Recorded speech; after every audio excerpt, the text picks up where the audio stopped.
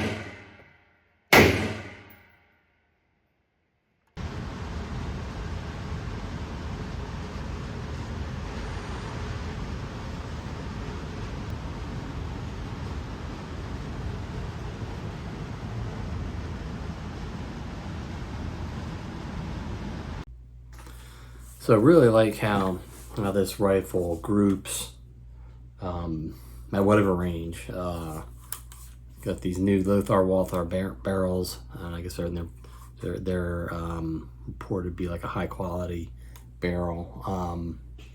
So I mean, 25 yards isn't that far, but with 3-power scope on it, it would work pretty good with the, I put on like 8 clicks initially, thinking that I probably need more clicks since I was only at 25 yards, not 0.25 MOA per,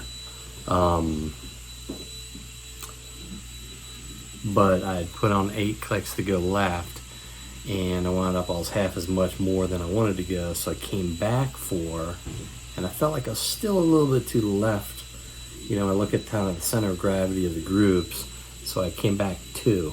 So had I only put in 2 clicks to go left in the beginning, is probably, if I thought to do that in the beginning, I might be where I wound up last. But I did a couple of groups in the middle to confirm I was a little bit to the left.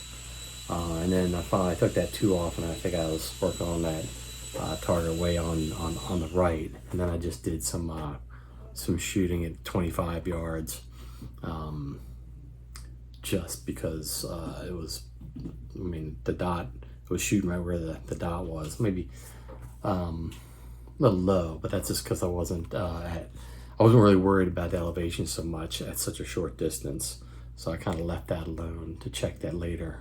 Added a real area where range where I really had the distance to try out and see, you know, see where the reticle is putting me. So like, again, just I really like how consistent the rifle shoots. You know, if you know, I was taking well-aimed shots, trying to move, you know, just so I could kind of count on, you know, what was printing out on the target, you know, when I was shooting it.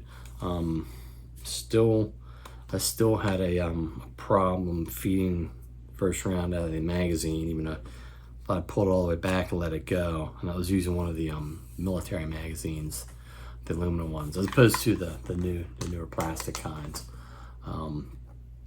So that's something just to kind of work on in practice, or it needs more practice just to avoid that. All right, thanks for watching.